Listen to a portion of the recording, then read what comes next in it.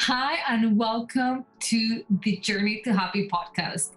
This is a podcast about self introspection, self growth, mindfulness, life coaching, and all things related to the mind as we become the CEO of our own life.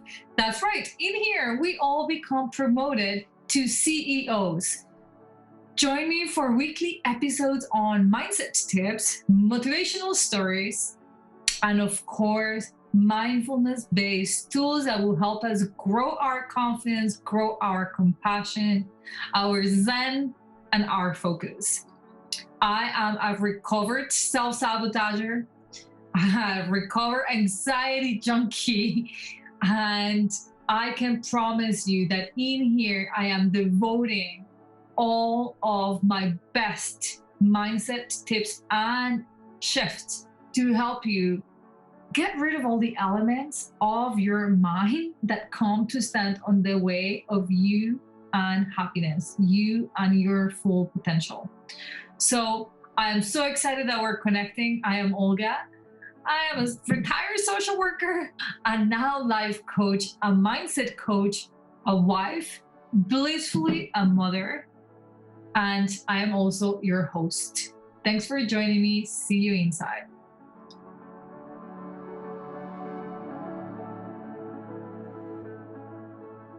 Well, welcome to another episode of the Journey to Happy podcast. I am excited today to be having a real conversation about a subject that I personally coach myself on a lot, and I'm currently coaching people inside the Reset membership on. But there comes a time in every coach's life where you feel that you've given your all to a particular subject and you recognize there might be people who know more than you. And so I've brought to you who I think is a guru in habit creation. And Sarah, I'm so thankful that you're here. So welcome to this interview. And thank you so much for agreeing to share with us. Oh gosh, my absolute pleasure. Thank you for having me. Your knowledge. I wanted to start with like a few very personal questions because Sure. I am the most curious human on earth. So that's just purely for my satisfaction. Tell me three words that describe you, Sarah. Like if you had Gosh. 3 words that describe you. I would say intentional, Mm-hmm. adventurous, and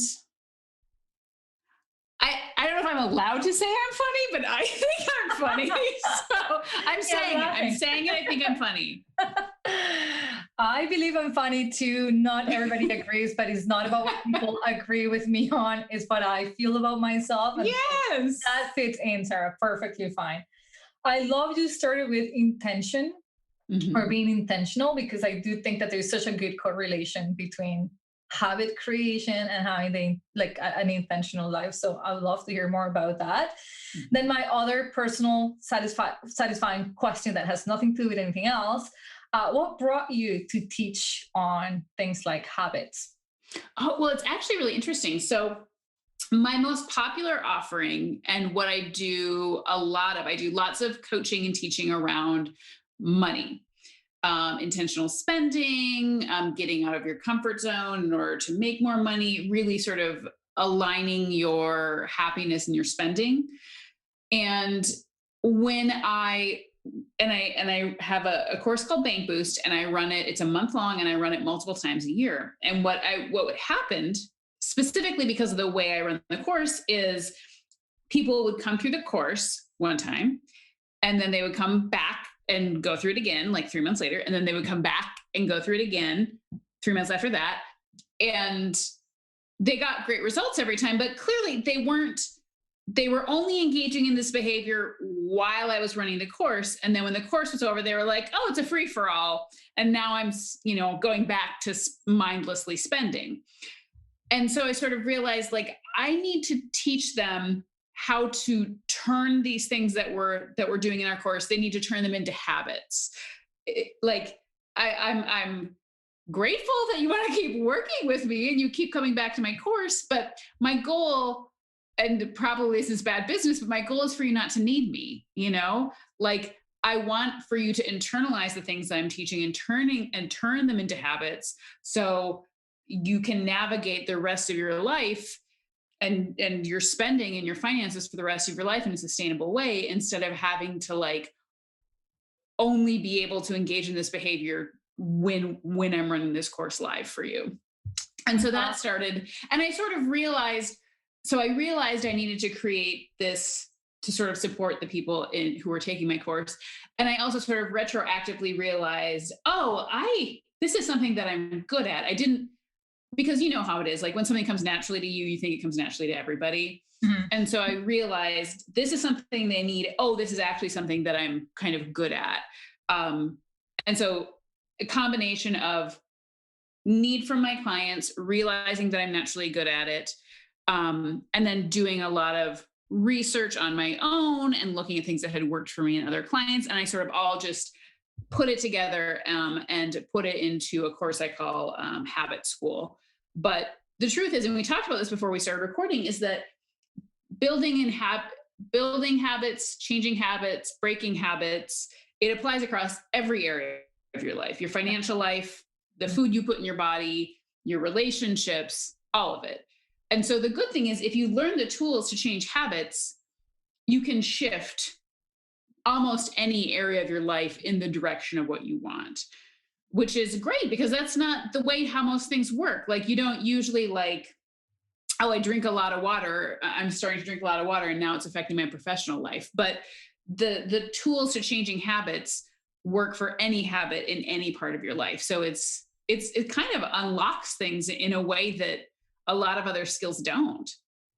I so agree with you. In fact, I was laughing at as soon as you said people not spending sort of like in a mindless way, because literally before jumping into this interview, I received a package and I told my nanny, I really need to stop shopping at 4 a.m. when my son wakes up, because I have no idea what's in that package. Yes. I'm opening this and thinking, what did I buy? A white t-shirt? That seemed like the thing I needed at 4 a.m. Yeah. So I laugh about this, but recently I took on a new habit. It started actually last year with taking cold showers. Mm-hmm. And now we went full force, and it's been a month. We bought like a chest freezer, like a freezer where you can put things. We fill it up with water. We keep the water at 0. And every morning my husband and I go in, we take turns and we each I go to up to 4 minutes. Oh my gosh. It was not an easy thing to do. It's still not. Yeah. But having gotten into the habit of doing something that my mind does not want to do, and in fact, being in the actual habit itself, it's such a power struggle with my mind, where the mind is like, you're dying, you won't be able to move your toes ever again. And then the reasonable mind has to come in and be like, breathe. All you need to do is breathe. You've done this before. Yeah.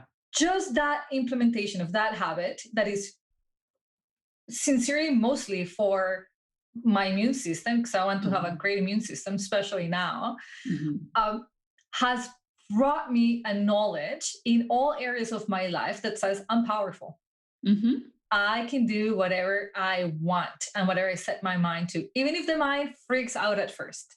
Yeah. So I do think that there's an incredible amount of value, and often we dismiss that when we think, well, this is only an eating habit, so how could that possibly transfer across? But just like I feel that the engaging in this one thing over and over and over, it tells your mind and yourself a story about yourself. Oh yeah. It really makes you feel like, I know that I'm the sort of person who can keep my promises to myself. I know that I take care of myself. I know that when I say I'm going to do something, I'm going to do it. I don't have to worry that I'm going to self-sabotage. And again, that is a long journey. We all try things and fall off the wagon. But you're absolutely right. Like building confidence in one area of your life, building a habit, knowing how to do it, knowing that you can do it, knowing that you can do hard things, knowing that you can stick with goals that you set for yourself, translates across every area of your life. So, Sarah, I was listening to you speak once, and I've heard you say, and that just kind of caught my attention. So, I'm hoping we can kind of dive into that a little bit more. I heard you say that each behavior is a need trying to be met. Mm-hmm. Each behavior is a need, human need trying to be met. Tell me a little bit more about that. Sure. Well, one of the reasons I think this is so important for us to acknowledge is that, especially when it comes to quote unquote bad habits, there's so much shame around habits that we wish we didn't have. And we can get so caught up in, especially sort of in the self-development world, like, what does this mean about me? You know, like, am I weak? Am I stupid? Like, oh, what are my self-limiting beliefs that I keep eating chocolate all the time or whatever? We can make it mean things it doesn't have to mean. We can put way too much pressure on ourselves. But the truth is, like, we are all mammals. We're just simple, sweet little animals who are just like trying to stay warm, trying to stay fed, trying to find somebody to mate with us. And so the thing is, everything that we're doing, it's a need that's trying to be met. So, like, let's say if it wasn't COVID, many of us would be working in coffee shops.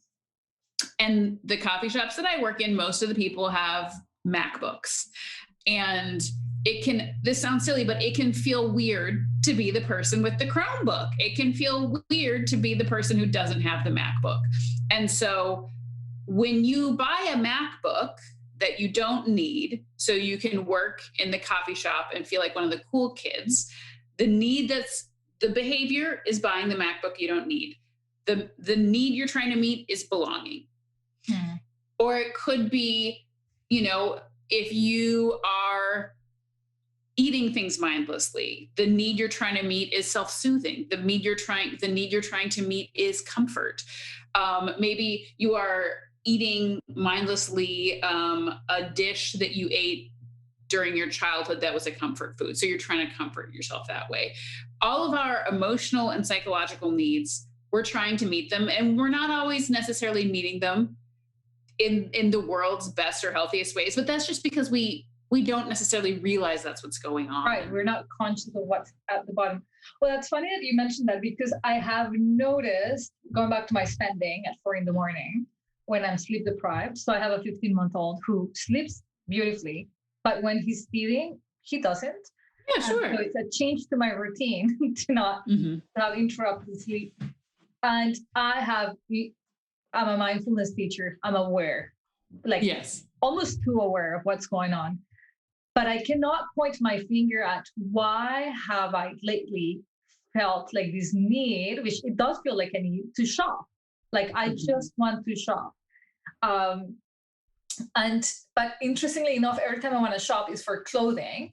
And I immediately think back to, we're not going out anywhere. We're not seeing people. Life is not normal. So I think I just answered my own question as to what the need might be and why I want to shop for clothing right now. What will be some suggestions that you have for people like me, and maybe even less aware of self, where they are seeing a repeated behavior, a repeated habit, and they're maybe even afraid of asking, what's the need I'm trying to meet, right? Like, what is it? What's happening within me? Like, how can we create that awareness? Well, I would say, and this can be a little bit difficult, but if you can sort of work backwards a little bit, like, when is this thing happening? And what are the things that happened before it? So you can tell me that it's happening in the middle of the night. And it's happening, it seems to coincide with your son teething. So it's probably something involving lack of sleep. I would imagine it's probably something involving, a lot of times what I see, interestingly, in my clients, and that I see in women and parents all the time, is that we spend all of our time, money, and energy on other people, prioritizing other people's needs, cleaning up after people, feeding other people, helping them distance learn. And then we don't have any self-care. And so then, instead of having like really lovely, truly nurturing self-care, we end up engaging in like really like low grade, not particularly fulfilling self-care that's easier, like shopping, Netflix, drinking, mindless, everything. But I would say, look at the behavior that you're not loving and try to figure out what's happening before it. And also sort of what are the common denominators? So do you find that you're always over drinking in the company of certain friends? Do you find that I know for me, I would find myself shopping after I read certain women's magazines because they made me feel as though I needed more makeup, new clothes, et cetera, et cetera. So no, I literally do not, the only women's magazine I get is the Oprah magazine because for some reason that doesn't trigger me in the way the other ones do. But sort of looking at what are the common denominators. Speak to you? Yes. Yeah. I don't know why, but like I absolutely, a friend once gifted me a subscription to Travel and Leisure. And I literally called them and told them to stop sending it to my house. And they were like, oh, it's listed on here as a gift subscription. I was like, I don't I couldn't even handle getting it and then recycling it. So I would say work backwards from the behavior and try to figure out what triggered it. And if it's sort of triggered by lots of things, sort of see if there's a common denominator. Is it after you consume certain media? Is it when you're sleep deprived? Is it after interactions with like a specific family member? Like, oh, my fancy rich sister. And every time I see her, she's got a new luxury handbag. And every time I see her, then I start buying a bunch of stuff I don't need. Or, this person drives me to drink, so sort of see if you can work backwards and find the triggers. That can help. Okay. That's interesting. I have never been a blogger follower, but I have a sister-in-law who always is. And so she kind of lets me in the knowledge that I need to have, like this is what's in this season. Mm-hmm. And I've made the mistake of following a couple of her people. And you just hit on it because I didn't realize this until now. When I see what they're shopping or recommending, I'm like, oh, I absolutely need that. And so yes. Yeah. One of the things I tell my coaching clients all the time is the good news about Instagram is it's like your personal magazine. You can curate it to be exactly what you want, but any account that makes you feel less than, like there's a difference between like, that's so cool and I aspire to, I want outfits that look like that, or I want my hair to be that nice, or but if it makes you feel less than, that's not like a motivational headspace to be in. Just unfollow. If it makes you want to have more. Yes. I mean, be more, right? Like I see them decorating for, I'm not an Easter, I'm not religious at all. So I don't celebrate anything that is, other than Christmas. I don't really celebrate anything that is linked to a religion. But when I see how they decorate their house for Easter, I'm like, I want to celebrate Easter because I want to have this. So I think that that's such a good point for people to kind of do this backwards, reverse engineer. How do I feel? What's making me feel this way? And kind of walking themselves through the steps. I will tell you, I have a friend who is incredibly financially successful, and her house is like a literal actual mansion. She deserves all of her success. It is a literal actual mansion. And I don't ever go over to her house. Like whenever she wants to hang out, I'm always like, great, let's go for a walk around the lake. Great. I mean, obviously not during COVID, we're not meeting coffee shops, et cetera. But before, when it was safe to go to, I don't go to her house because and I live in a really nice, like a big old historic house in a nice neighborhood, and I still can't handle it. And like, yes, that's some internal work that I need to do, but I can simultaneously do the internal work and also meet her at a coffee shop. Mm-hmm. Yeah. Or bring that awareness to that behavior and then sort of like challenge yourself. But there is a person in my life very close to me who's also probably as successful financially, but she spends more. And just every time I see her spending more, I have this need that like, maybe I'm not spending enough. I need to spend more. I need to have this. I have to have the newest, it's so, I notice it. I want to fight it. And it's not always the easiest thing to do. So I recognize that could be a habit on its own, right? Like just consistently relating to people a certain way when you know that that's the trigger. Question for you, because like I was telling you prior to recording, I coach on mindset. Mindset is my favorite thing to coach. So of course, habits come in handy when we're talking about, mindset. Yeah. And I've opened up to some of my coaching clients. They knew I was coming to talk to you. And so this is actually going to be released exclusively to them first. And then it's going to be in my podcast as well. And this is a question they want me to ask you. Why do people do not stick to habits? Like, what's the biggest obstacle to sticking to a good, positive habit? Okay, so I would say three things. One is in most like women's magazines or BuzzFeed or whatever, January 1st, new year, new you. The statistic that gets thrown around a lot is that you can build a habit in 21 days. That is an absolute lie. It's actually closer to 65 days, which is triple. And it varies from, I believe, 12 days to 256.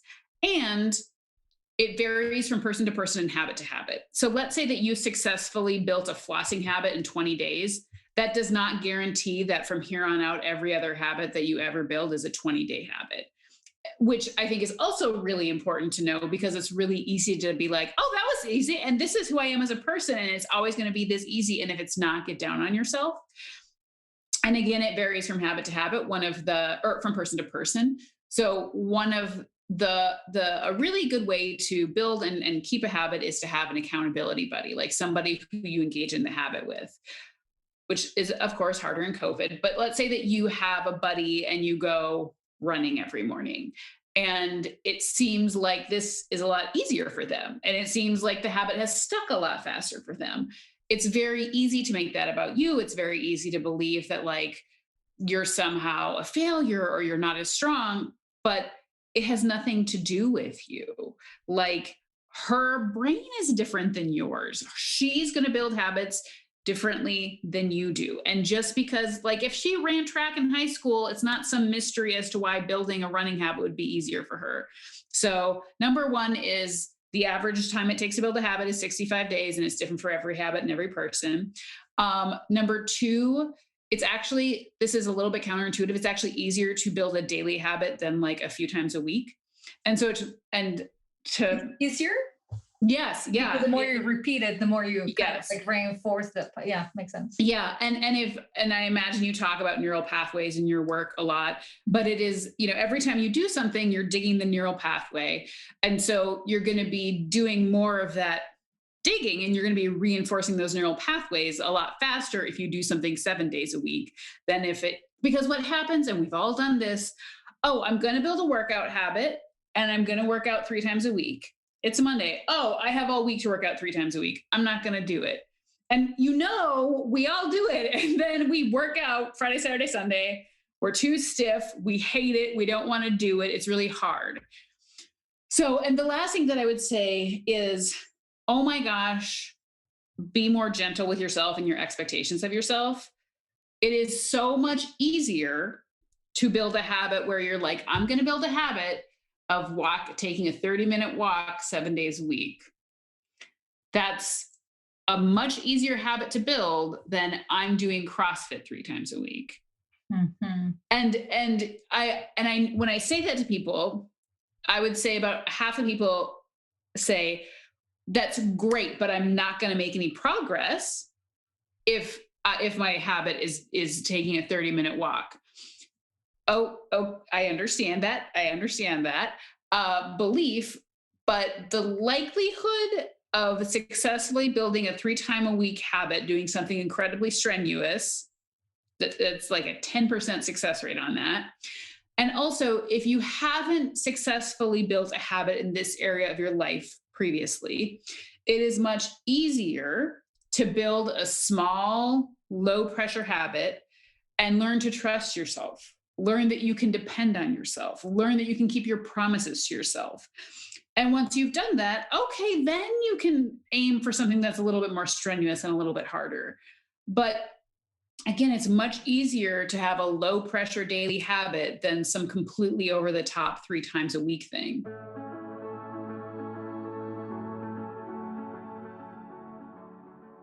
Hi, friends. I'm interrupting you here briefly to invite you to join my Detox the Mind online course. This is a do it yourself course. It is the step by step of how to change your mind from habits that are super unhelpful, like self sabotaging, like anxiety, like overthinking, and just about any element inside your mind that you currently do by repetition.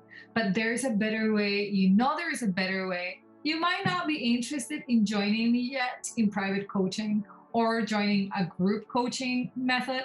I get it. Maybe you just want to do this by yourself. This is your opportunity. Detox the Mind offers more than 12 weeks of content, step by step. It's me breaking down all of the steps that a person needs to take in order to really truly detoxify the mind from all those elements that end up feeling pretty heavy and discouraging without having to talk to somebody or having to share in a group. It will give you access, though, to a private Facebook group where from time to time I show up and do lives and answer questions that you can directly ask me from the course itself. What's in the course? A multitude of videos, more than 36 mini videos, as well as workbooks and checklists that help you stay on top of your progress. This course is currently for sale for $299 and it will be yours for life. So if this is something that speaks to you, if you're interested in creating new mental habits, in understanding the functioning of the mind so that you can play along the mind rules and actually get the results that you want, this course is for you. I really hope to see you in there. All the information is in the show notes.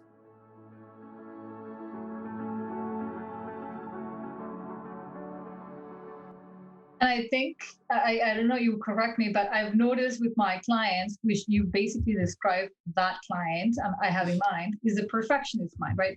Go big or go home. We live in this community society where we only value big, drastic changes, big demonstrations of love. Like the bigger the diamond, the more he loves me. Like, why do we minimize the importance of tiny little habits that in the end become big? If all you do is a walk a day, but that's more than what you were moving before, towards the end of the year, you're going to be physically at a different state. Your heart will be different than the not doing that walk, right? So sometimes I feel that we fail ourselves by what you're saying, like, CrossFit. I wouldn't last doing CrossFit 5 days a week. Are you crazy? Oh my God. Some people literally throw up. Like they work out so hard, they throw up. I'm not doing that. And so what is the motivation to get up the next morning and throw up again? Like I wouldn't. Oh God, no. God, I puked for 18 weeks during my pregnancy. I can't imagine just for fun getting up and like saying like, let's work out so hard and puking. No. So then giving themselves permission to be flexible within that creation of habit, but yet the balance and the consistency of those 65 days. Actually, I was doing research recently on habits because I added modules to one of my courses, Detox the Mind. And I did addictions counseling for a very long time in my profession as a social worker. And we were taught 21 days. No wonder why so many people failed in their recovery. 21 days? Are you kidding me? It takes, especially from a psychological point of view, it takes so much more to let go of a codependency to something. So I was pleased to see new research coming out to talk about the 66 days. Now, the person who asked me, and that was actually one of the questions that you answered, how long does it actually take to create a new habit? Now we know the average is 65 days, which is triple what we had been told. And we already begin feeling like a failure after day 22. And you're like, crap, I'm not doing it right. What would you then say to somebody who's on, consistently doing these 66 days or attempting at 66? They've set a new expectation of, how long it takes. What if they miss a day or two? Like, what happens to a habit creation when you skip a day? When you are, in fact, saying, like, you know what, I don't want to walk today. Well, I would say, so something that I teach is what I call the bookmark habit, which is like the light version of your habit. So let's say that you have a habit that's maybe a little bit more strenuous than a walk, or even like, I live in Minneapolis. Sometimes it's, literally negative 20 degrees. Or if you hurt yourself or you're traveling or whatever. For most of us, our habits are always at like the same time of day. So I take my walk from 8:30 to 9. If it is negative 15, I'm not going to go for a walk, but I still have that half an hour where I would normally go for a walk. I will then spend that time stretching, doing some yoga, lifting some weights, but I am doing something that's sort of in the same family of behaviors to like keep my promise to myself and sort of remind myself like, no, I'm taking this seriously. Like I'm not giving up. So I think if you have the luxury of being able to look at your calendar and say like, I know that this weekend or this time, I'm going to feel really tempted to not do this. Think about what is like the light version of your habit that you could do that would keep you on it. Maybe it's not going to like move you forward. You're not going to write the main points of your novel. You're not going to like, hit your personal record for how fast you ran, but it's going to keep you from backtracking.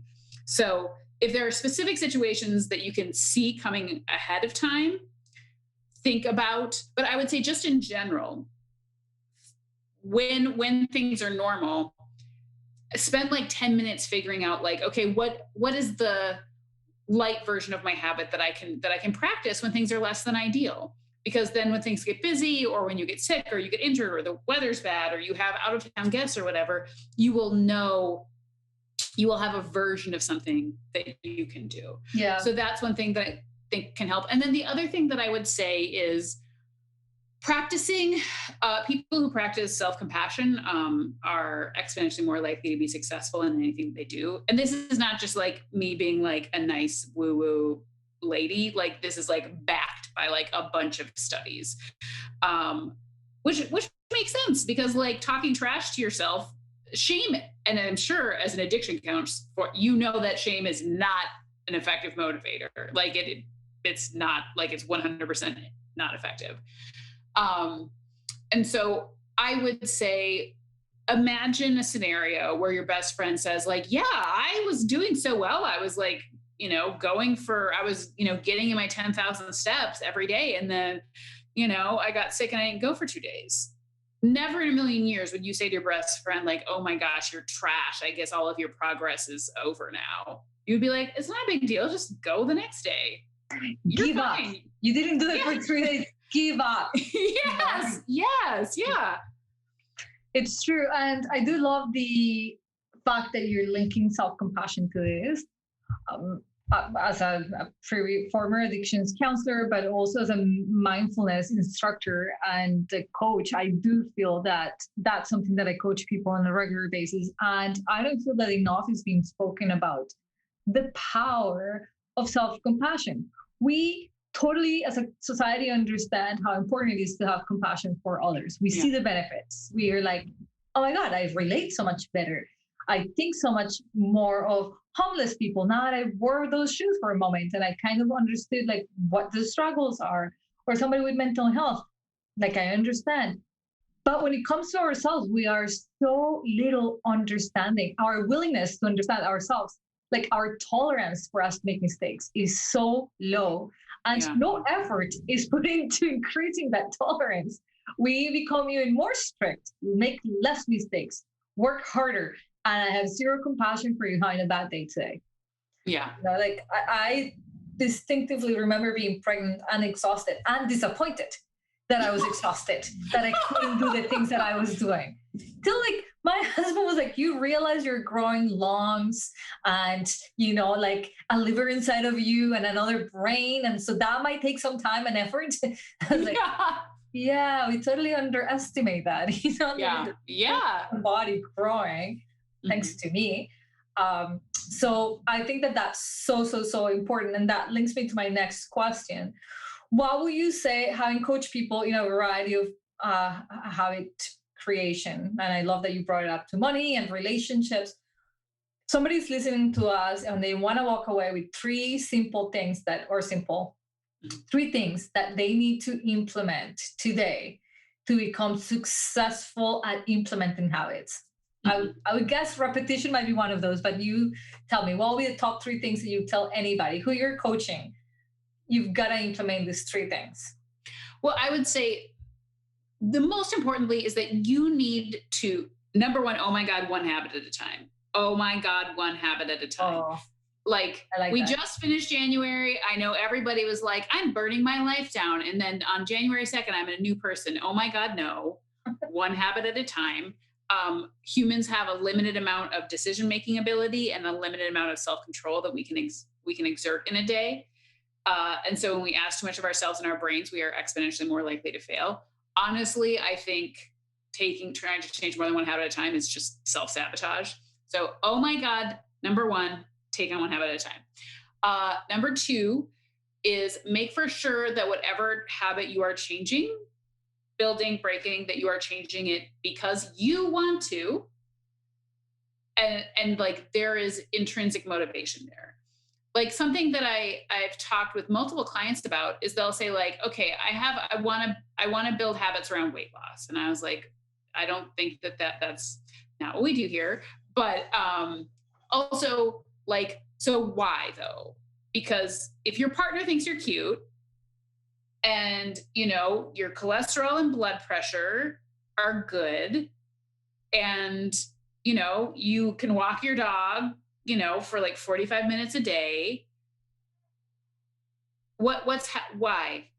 Like, why do you think you need to lose weight? If you think you're cute, your partner thinks you're cute, all of your numbers from the doctor are good, why do you think you need to lose weight? Or other things like, you know, my mom really wants me to XYZ. My partner really wishes I would XYZ. All of my friends are doing XYZ. I'm not going to lie, habit change is hard, and it's much harder when you're doing it for the wrong reasons. So you need to make for sure that the habit that you're trying to change is one that you yourself want to change, not something that you keep seeing on Instagram, not something that's going to, you know, make you box. Yes. Yeah. So number one, only take it one habit at a time. Number two, make for sure that the habit you're changing is for you and for real. And number three, somewhat controversially, I always tell people to track your process, not your progress. Because we all do this thing. We all do this thing where we like, you know, we eat a salad for 2 days and we're like, why do I not look like Gisele Bündchen yet? Or, you know, we like use 2 coupons and then we're like, why am I not a millionaire? So it is change is a lot slower than any of us would like it to be. So rather than, you know, checking your bank account balance every day or, you know, weighing yourself every day or whatever the progress is that you think you should be making, rather than compulsively checking that, I would encourage you to have a either habit tracking app or just like a habit tracking, like physical paper worksheet. And I want you to track how often you kept your promise to yourself and celebrate. Like when I send out 30 pitches, maybe let's say every day my habit is I want to send out, you know, pitches to be on podcasts. So when I send out 30 pitches, then I get to do XYZ. Or when I have kept my promise to myself to go for a walk, a 30-minute walk, 7 days a week for a month, then, you know, I get new shoes or something. And the thing is, it's not magic. Like if you keep doing something every day for a year, changes are going to happen. For sure. But they're going to happen a lot slower than most of us would like. So instead of getting really hung up on outcomes, track your efforts. I think this is mind-blowing for me. I absolutely love this. Track your process and not your progress. I am so result oriented. Like I am an achiever. I set that goal and I don't care if I have to take a couple of years to get there, but I'm going to proudly look at you and say, done it. Yeah. That's my biggest drive. And I do love the process because I lack processing. I lack systems. You know, I find that my brain is so wired to get to the destination that I spend a lot less time thinking about what will be a system that will be sustainable. And as much as I coach people in sustainability, like mindset changes, as opposed to like, just like, I'll be positive today. Like, I hate that positive talk versus accurate thinking. That alone would be so much better. But I do love the process, because you could find flaws in your process that in fact is, like you were saying, sometimes could be self-sabotage. The way you're processing things. Maybe you're putting on too many habits at once, too many changes at once. Yeah. And that sabotages your problems. Not the goals you're creating. It's not that you're not good for them, or that you can't run, or that you can't save. Mm-hmm. It's that you're putting too much pressure all at once. So looking at the process, my curious mind loves that, because now you're paying attention to the how and what's not working in that process. Mm-hmm. And so I love that, but also the celebration of the smaller things, right? So I've moved more this past month than I did all of last year. That's amazing. Yes. Like, or like just tracking those baby steps. And the one thing at the time, I am a woman who does not take pride in being a multitasker. I am completely against multitasking for all the reasons you mentioned. About our brain capacity, but also because I don't enjoy walking disappointed in life. When I multitask, I'm disappointed I made too many mistakes. I felt I didn't see something, I forgot something.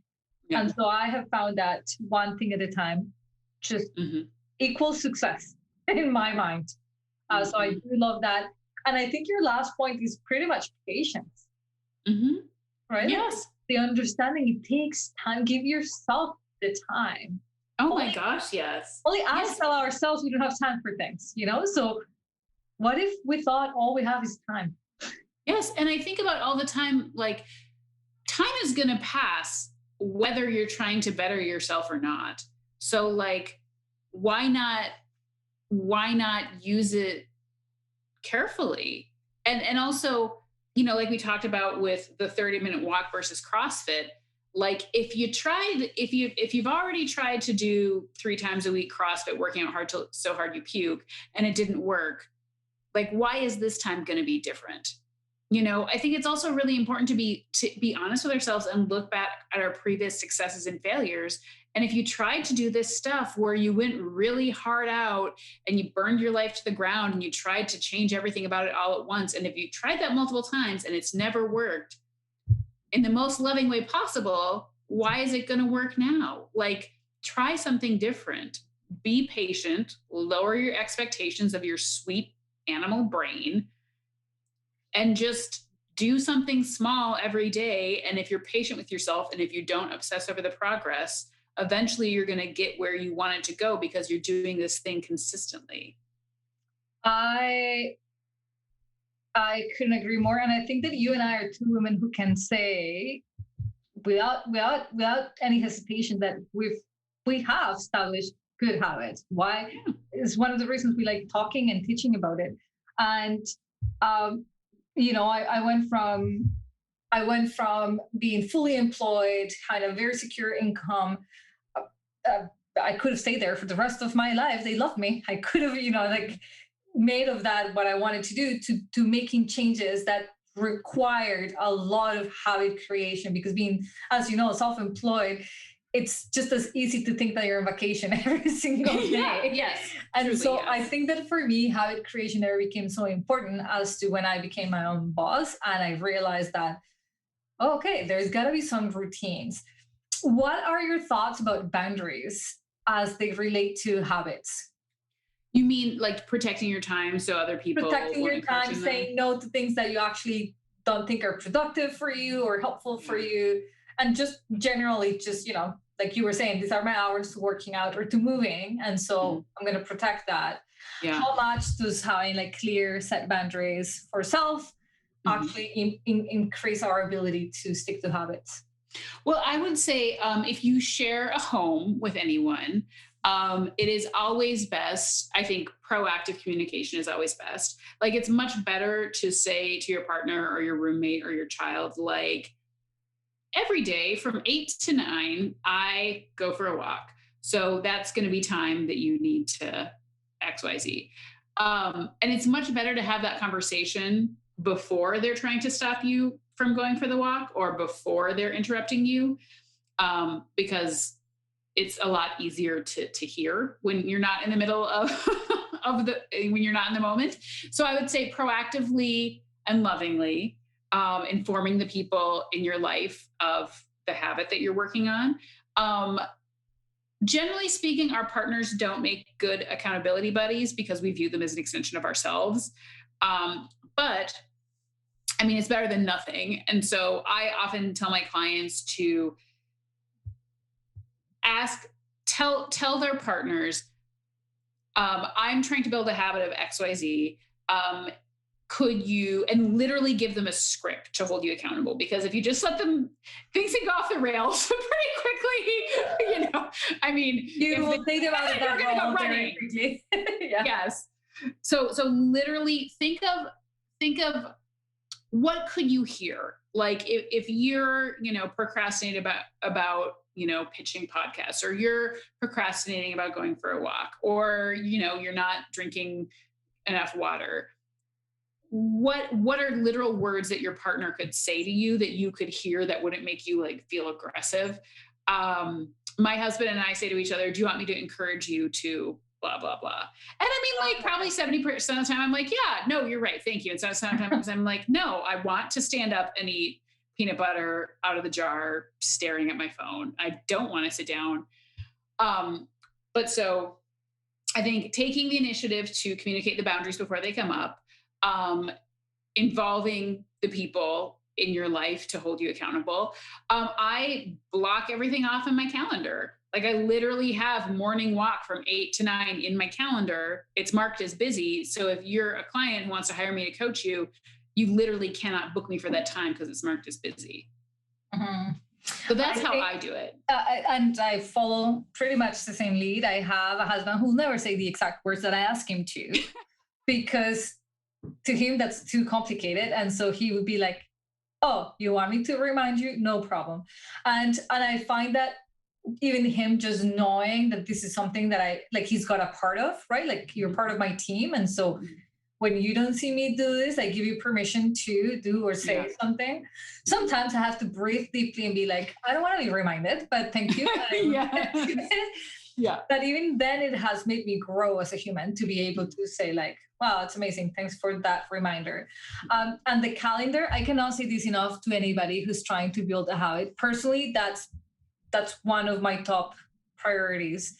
If I want to get something done, it's got to be scheduled. If it's not scheduled and I leave it up to finding the time, the day is long, I'll figure it out. I promise you, I will not figure it out. And that's a way of self-sabotage and saying, I'm not doing it. It's not that important to make it to my calendar. So I 100%. Somebody asked me to ask you, how do you beat a bad habit? So it's all about the creation of new habits. Like they've got that clear. But what if they have this constant habit that is not helpful? And I'm not, like, could be smoking, but it's not necessarily something like this that is, there's information out there where you can kind of figure it out. But maybe I have the habit of sabotaging relationships, or you talk about money a lot. So maybe I have the habit of spending more than what I make, or not saving, or something that, I can still live my life this way, but it's just a habit that they have figured out that they do on a constant basis. They're aware, they know it's bad. Yeah. And they don't know what or how to get rid of it. I would say one of the things that's worth knowing is for most personality types and most brains, cold turkey doesn't work. Again, as an addiction counselor, I imagine you know this, but it's much better to replace. I like to talk about something I call the choice ladder. Like it's really hard to go from I buy everything I want all the time to like I spend $25 a month. So it's much easier to like, what is one choice up the choice ladder that's slightly healthier and slightly in your better interest? And so we're not talking about going cold turkey. Like, let's say that you have a bad habit of mindless phone use.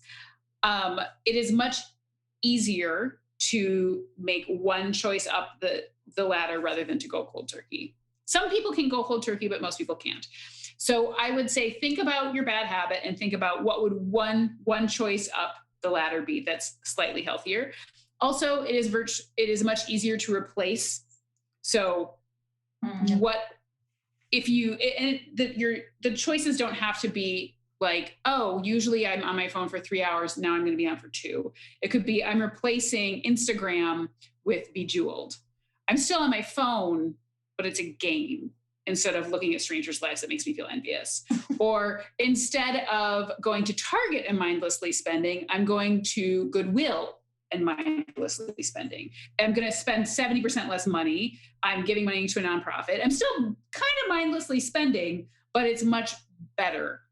So I would say, yes. Or like, instead of, alternate your wine with a glass of sparkling water, or alternate, have all the pizza you want and a salad.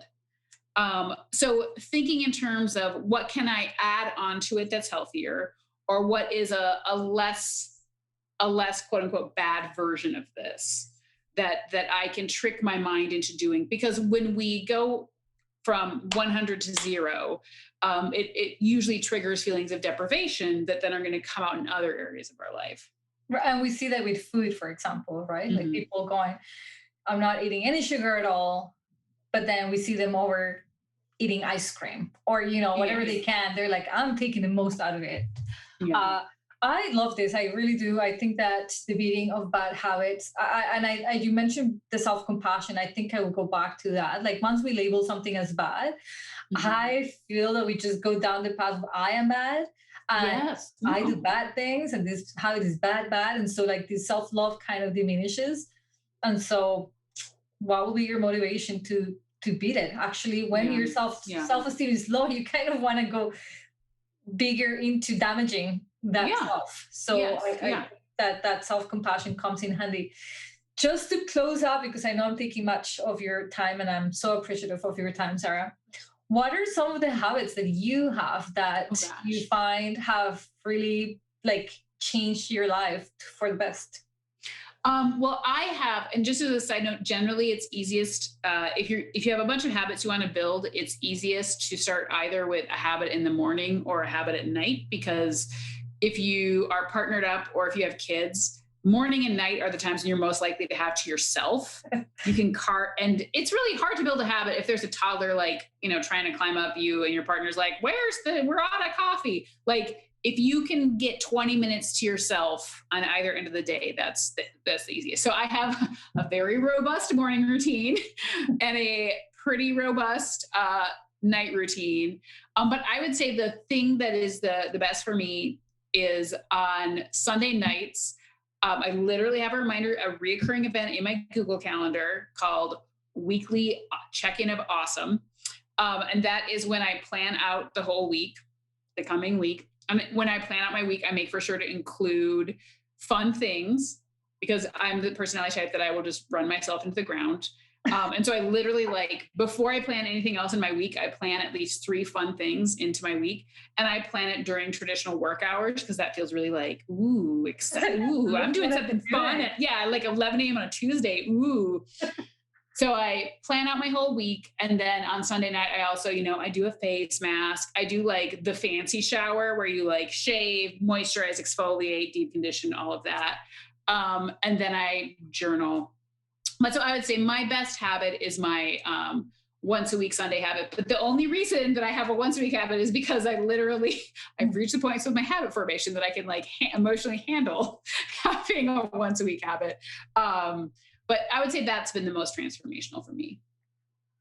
And I love that the habits that have been transformational to you have everything to do with you. Yeah, because you can't change anybody else's habits. You can't. People ask me I have people, so I have a course called Make It Stick Habit School. I can't tell you how many times people have tried to buy it for their spouse, and I've had to be no, I literally will not accept your money. And you know what? I remember, so my husband is he's also an entrepreneur, and he is totally into self-growth and whatever. So we used to go to these business conferences and just hear like people who were doing really well in their business.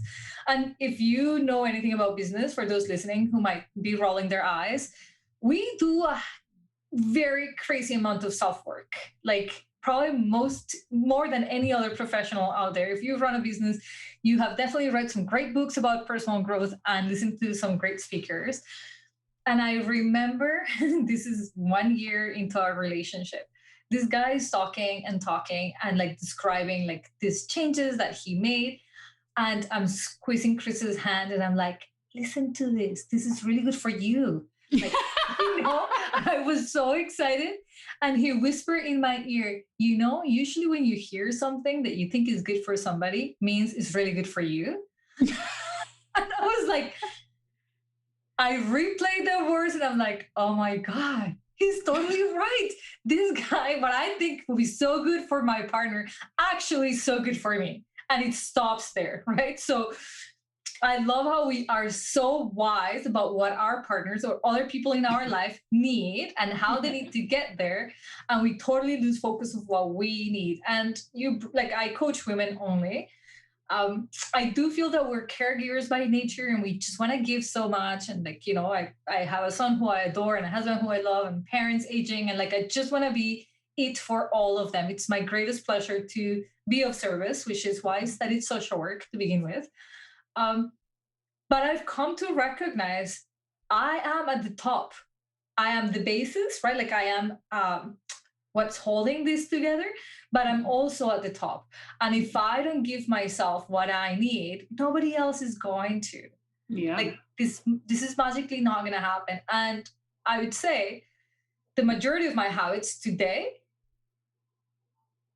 other than the ones of taking care of people, are about me. What grounds me? What do I need to have the mental clarity to coach? What do I need to have the health to be a long-standing mother?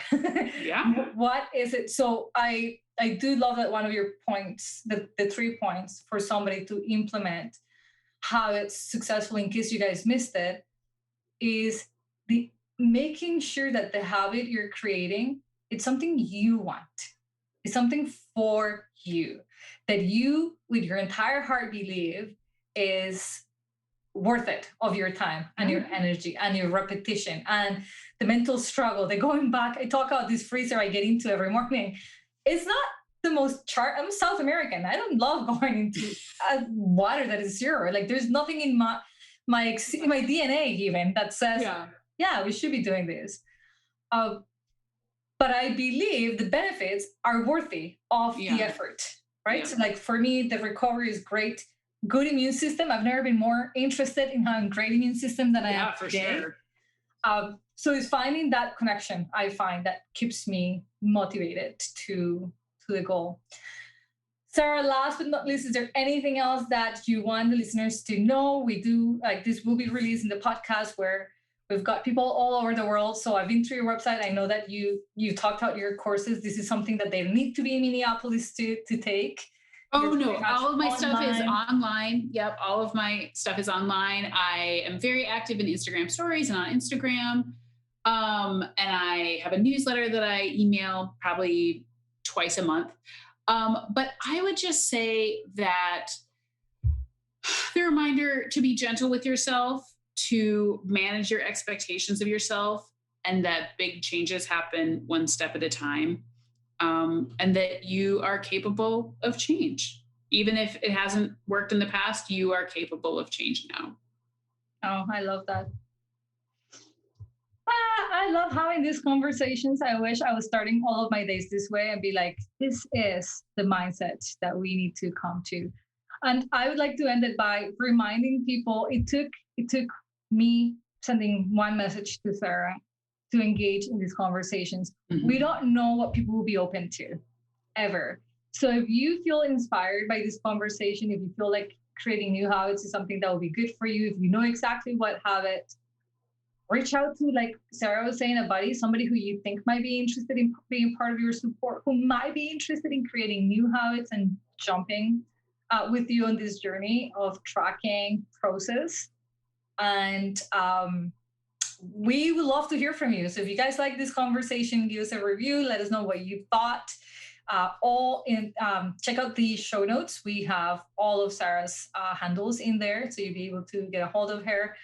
And Sarah, from the bottom of my heart, thank you. It's been a pleasure getting to know you and hearing more about your work.